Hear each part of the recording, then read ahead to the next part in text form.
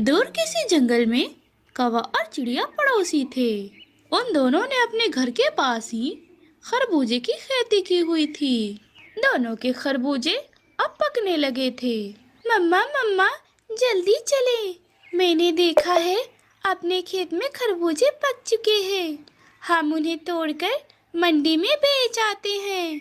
गुड़िया बेटी, आप खेत में जाएं, तब तक मैं बैलगाड़ी लेकर आती हूँ। गुड़िया खेत में जाकर खरबूजे की बेलों को उठा उठा कर देखती है और पके हुए खरबूजों को तोड़कर एक जगह इकट्ठे करती है। मम्मा चिड़िया भी अपनी बैलगाड़ी लेकर खेत में पहुंच जाती है। गुड़िया गुड़िया बेटी, आप पके हुए खरबूजों को टोकरी में भरकर बैलगाड़ी में रखें, तब तक मैं कौवों से मंडी के भाव पूछ कर आती हूँ। कभी भैया, मेरे खरबूजे पक चुके हैं और मैं उन्हें तोड़कर मंडी ले जा रही हूँ। क्या आपको पता है मंडी में खरबूजों की आजकल क्या भाव चल रहे हैं? चिड़िया, मेरी पत्नी गौरी कवि अभी मंडी में ही गई हुई है भाव पता करने। वो आती ही होगी।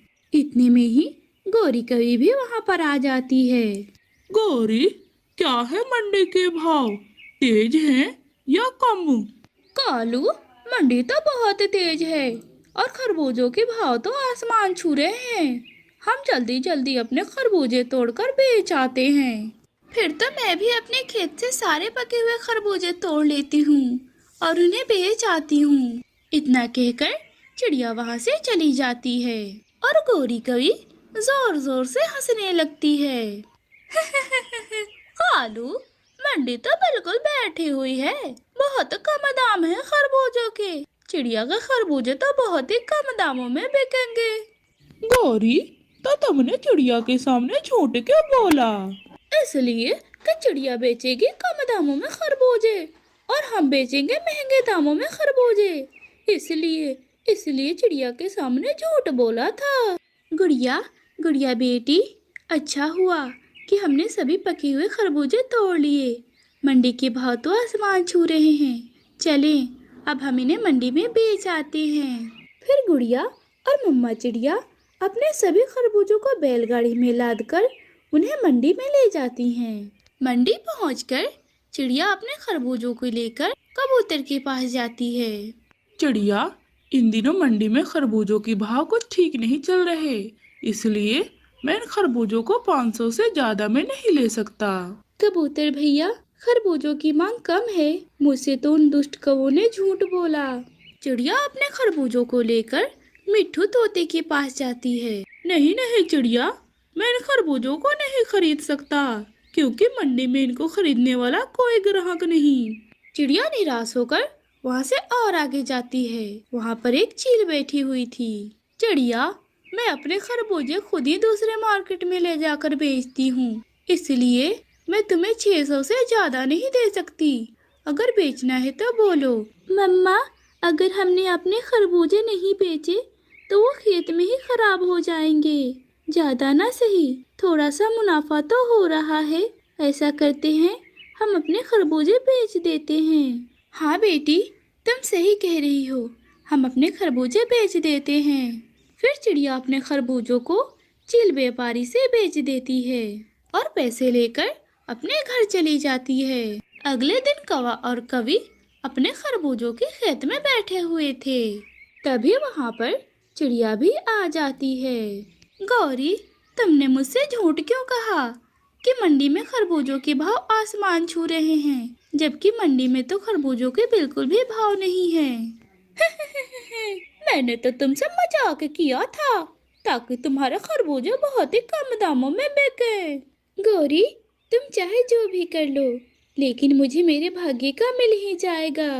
तभी वहाँ पर बुलबुल आती है और बहुत ही भूखी हुई थी। कभी कभी मैं बहुत भूखी हूँ, मुझे खरबूजा दे दो।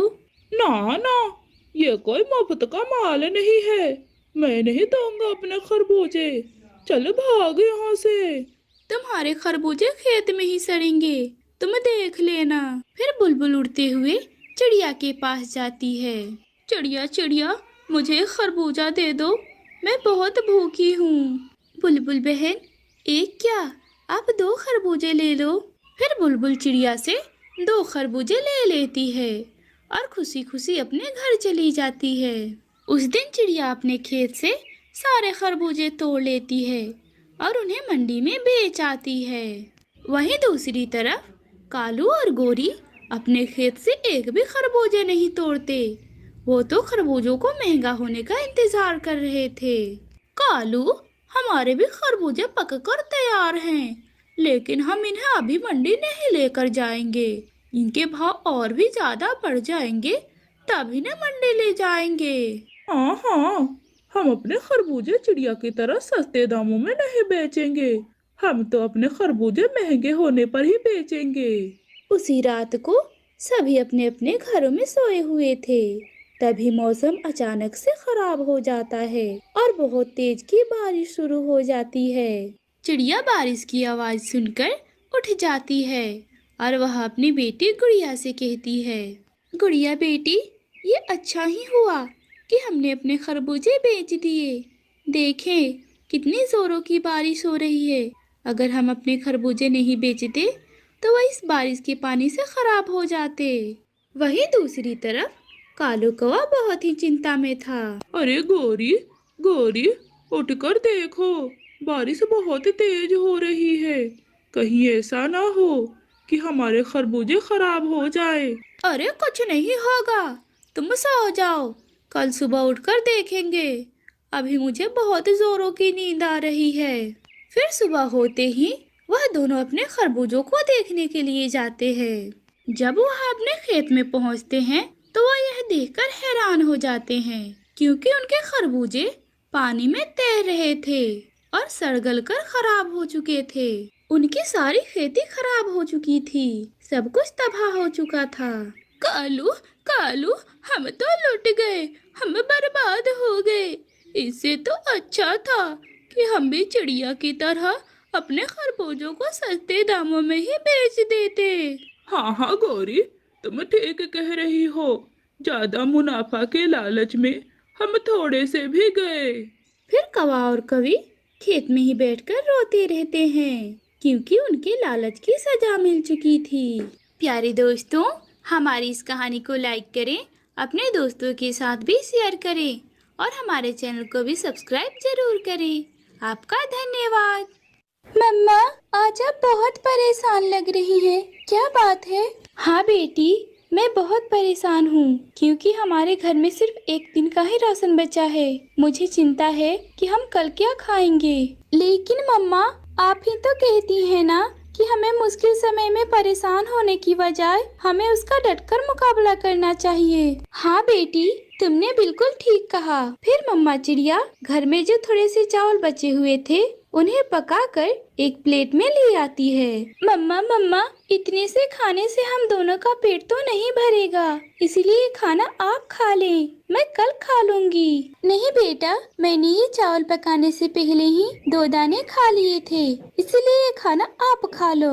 वह दोनों माँ बेटी एक दूसरे से कह ही रहे थे, तभी उनके दरवाजे पर दस्तक होती है। मम्मा मम्मा, आप ये खाना खाएं, तब तक मैं देखती हूँ कि बाहर कौन है। फिर गुड़िया जल्दी से जाती है और दरवाजा खोलती है तो वह देखती है कि एक साधु पक्षी खड़ा था। अरे बेटी, मैं 2 दिनों से भूखा हूँ, मुझे थोड़ा सा खाना दे दो। यह सुनकर गुड़िया सोच में पड़ जाती है। कुछ देर सोचने के बाद वह बोलती है, ठीक है, आप अंदर आ जाइए, हमने अपने खाने के लिए चावल बनाए हैं, आप भी चावल खा लीजिए। फिर गुड़िया उस साधु पक्षी को अपने घर के अंदर ले जाती है। साधु पक्षी को देखकर गुड़िया की माँ बोलती है, आप कौन है? मम्मा मम्मा, ये 2 दिनों से भूखे हैं, इन्होंने 2 दिनों से कुछ भी नहीं खाया, इन्हें बहुत जोरों की भूख लगी है, इस खाने से इनका पेट भर जाएगा, वैसे भी हमने तो खाना खा लिया है। मम्मा, आप ही तो कहती है ना कि हमें दूसरों की मदद करनी चाहिए। हाँ बेटा, साधु महाराज, आप अपनी गठरी रख दीजिए और खाना खा लीजिए। फिर वह साधु पक्षी अपनी गठरी वहाँ पर रखकर चावल खाने लगता है। वह भरपेट चावल खा लेता है। आपका बहुत बहुत धन्यवाद बेटी, आपने मेरी भूख मिटाई, ऊपर वाला आपकी भूख मिटाएगा। अब मैं चलता हूँ बेटी। ऐसा कहकर वह साधु पक्षी वहाँ से चला जाता है। गुड़िया बेटी, आपको तो बहुत जोरों की भूख लगी होगी। नहीं मम्मा, मुझे भूख नहीं लगी है। आपने कौन सा खाना खा लिया है? अरे मम्मा, वो साधु महाराज तो अपनी गठरी यहीं पर भूल गए। गुड़िया बेटी, आप उन्हें बाहर देखिए, वो अभी ज्यादा दूर नहीं गए होंगे। अंकल अंकल, रुक जाइए, आप अपनी गठरी हमारे घर ही भूल गए हैं। अंकल रुक जाइए। गुड़िया थोड़ी दूर जाकर साधु महाराज को रोक लेती है। आपकी आपकी आपकी गठरी हमारे घर पर ही छूट गई थी। अरे बेटा, ये गठरी मेरी छूटी नहीं थी, बल्कि मैंने तो जानबूझकर छोड़ा था। आप ये क्या कह रहे हैं? मैं कुछ समझी नहीं। बेटा, आप इस गठरी को अपने साथ ले जाएं। इस गठरी में जो भी होगा वह मेरी तरफ से आपके लिए तोहफा होगा। आप इसे अपने साथ ले जाएं। लेकिन मम्मा मना करेगी। बेटी, बड़ों के आगे जिद नहीं करते, और आप तो बहुत समझदार हो। जाओ, इसे घर लेकर जाओ। अब मेरे यहाँ से जाने का समय हो गया है। फिर गुड़िया मजबूर होकर वह गठरी लेकर अपने घर जाती है। मम्मा मम्मा, वो साधु बाबा ने ये गठरी लेने से मना कर दिया। उन्होंने ये गठरी मुझे दे दी और कहा है कि इसमें मेरे लिए गिफ्ट है। अरे होगा कुछ बेटी, आप अभी सो जाएं। मुझे बहुत नींद आ रही है। कल देखेंगे कि कल के लिए राशन कैसे लाना है। इतना कहकर चिड़िया सो जाती है। लेकिन गुड़िया उस गठरी को देखे जा रही थी। उसके दिल में तसल्ली ना था। वह धीरे से उस गठरी को खोल कर देखती है तो उसकी तो चीख ही निकल जाती है। मम्मा मम्मा, ये देखिए, इस गठरी में तो बहुत सारा खजाना है। गुड़िया की आवाज सुनकर उसकी मम्मा उठ जाती है। मुझे तो यकीन ही नहीं हो रहा है बेटी कि जिस पक्षी के पास खाना नहीं था वो हमें इतना सारा धन कैसे दे सकता है। मम्मा, लगता है ये पक्षी कोई साधारण पक्षी नहीं था। ये आया ही हमारी मदद करने के लिए था। फिर वह दोनों माँ बेटी यह बातें करते करते सो जाती हैं। फिर अगले दिन सुबह सुबह ही चिड़िया अपनी बेटी को लेकर बाजार जाती है। वह अपने लिए महीने भर का राशन लेती है और गुड़िया के लिए गरम टोपी और मफलर भी। कबूतर भैया, अगर आपके आसपास कोई गरीब पक्षी हो तो उसे मेरे पास भेज देना, मैं उसकी मदद करूंगी। मगर चिड़िया बहन, आपके पास इतना धन कहाँ से आया? मैं आपसे क्या बताऊं भैया, सब ऊपर वाले की देन है। कबूतर के पड़ोस में गौरी कवि रहती थी। हर दिन की तरह कबूतर अपने घर जा रहा था, तभी गौरी कवि उसे रोक लेती है। कबूतर कबूतर, मुझे एक रोटी दे दो खाने के लिए, मुझे बहुत भूख लगी है। गौरी, तुम चिड़िया के पास जाओ, वो गरीबों की मदद करती है। चिड़िया, लेकिन वो तो खुद ही गरीब है, वो क्या दूसरों की मदद करेगी? शायद उसके घर कोई चमत्कार हुआ है। अब वो गरीब नहीं रही, बल्कि वो सभी गरीब पक्षियों की मदद कर रही है। तुम उसके पास जाओ, वो तुम्हारी भी मदद जरूर करेगी। हैरान होकर गौरी कवि चिड़िया के घर जाती है। चिड़िया अपने घर के बाहर ही बैठी हुई थी। चिड़िया चिड़िया, ये घर तुमने कब नया बनवा लिया? गौरी बहन, मेरा घर बहुत टूटा हुआ था तो इसे मैंने आज ही बनवाया है। लेकिन चिड़िया, तुम्हारे पास तो कल तक एक भी पैसे नहीं थे, तो तुम्हारे पास इतने पैसे कहाँ से आए कि तुमने नया घर बनवा लिया? फिर चिड़िया गौरी कवि को साधु वाली सारी बातें बता देती है। ऐसा साधु पक्षी मुझे क्यों नहीं मिलता? सारे चमत्कारी काम तुम्हारे साथ ही होते हैं। गौरी बहन, आप थोड़ी देर यहीं पर बैठिए, मैं अभी अपने घर से आपके लिए रोटी लाती हूँ। अरे नहीं नहीं, रहने दो, मुझे नहीं चाहिए कोई रोटी वोटी, मैं तो अब उस साधु पक्षी को ढूंढने जा रही हूँ। इतना कहकर गौरी उस साधु पक्षी को ढूंढने के लिए निकल जाती है। गौरी इधर जाती है, गौरी उधर जाती है, ऐसे ही वह सारे जंगल में घूमती है, लेकिन उसे वह साधु पक्षी नहीं मिलता। तब वह पहाड़ों की तरफ चली जाती है। तब वह देखती है कि एक सूखे हुए पेड़ पर वह साधु पक्षी बैठा हुआ था। फिर गौरी कवि साधु पक्षी के पास जाती है। साधु महाराज, मैं आपके लिए खाने को लाऊं? आपको भूख लगी है? अरे नहीं नहीं, मुझे इस समय भूख नहीं है। ठीक है, अगर आपको भूख नहीं है तो आप बिना खाए ही चिड़िया जैसी गठरी मुझे भी दे दो। तुम ऐसा करो कि ये लड्डू ले लो और जाओ। पीपल के पेड़ पर एक बूढ़ी कबूतरी बैठी हुई है, तुम उसे ये लड्डू दे आओ। ठीक है साधु बाबा, मैं अभी गई और अभी आई। गौरी कवि वह लड्डू लेकर पीपल के पेड़ की तरफ बढ़ती है। तभी रास्ते में वह एक पेड़ पर बैठती है और अपने मन में सोचती है, वह बूढ़ी कबूतरी इतने सारे लड्डू खाकर क्या करेगी। ऐसा करती हूँ कि इसमें से थोड़े से लड्डू मैं खा लेती हूँ और उस साधु को भी क्या पता चलेगा कि इसमें से मैंने अपना पेट भरा है। ऐसा सोचकर गौरी कवि उन लड्डुओं में से 2-3 लड्डू खा लेती है। लड्डू खाकर वह फिर से उड़ती है और बूढ़ी कबूतरी के पास पहुंच जाती है। ये लीजिए लड्डू, इसे आपके पास साधु महाराज ने भेजा है। अच्छा किया जो आप ये लड्डू लेकर आई, मैं सच में बहुत भूखी हूँ। लड्डू देकर गौरी कवि वहाँ से भागी भागी फिर से साधु के पास आती है। साधु पक्षी जी, अब आप जल्दी से मुझे वो गठरी दे दो, मैं तो बहुत थक गई हूँ। अच्छा तो ऐसी बात है, लो जैसा काम वैसा इनाम। ऐसा कहकर साधु पक्षी गौरी को एक गठरी दे देता है। वह गठरी लेकर गौरी कवि वहाँ से खुशी खुशी चली जाती है। थोड़ी दूर जाकर गौरी कवि उस गठरी को खोल कर देखती है। गौरी कवि जैसे ही वह गठरी खोलती है तो वह देखकर हैरान हो जाती है, क्योंकि उस गठरी में सिर्फ ईंट पत्थर भरे हुए थे। हाय, मैं तो लुट गई, मैं तो लुट गई। उस साधु ने चिड़िया को दिया खजाना और मुझे दिया ईंट पत्थर। गौरी कवि इतना कह ही रही थी कि तभी अचानक वह पक्षी वहाँ पर आ जाता है। जैसा कहा वैसा ही इनाम। मैं लालची और झूठे पक्षियों की मदद नहीं करता। चिड़िया एक अच्छी पक्षी है, इसीलिए मैंने उसकी मदद की। तुम बहुत ही लालची हो, इसीलिए तुम्हें ये सजा मिली है। इसीलिए तो कहते हैं कि हम जैसा कर्म करते हैं वैसा ही हमें फल मिलता है। प्यारे दोस्तों, हमारी कहानी को लाइक करें, अपने दोस्तों के साथ भी शेयर करें और हमारे चैनल को भी सब्सक्राइब जरूर करें। आपका धन्यवाद। कौओं के घर में आज खुशियों का माहौल था। दोनों पति पत्नी अपने काम में लगे हुए थे।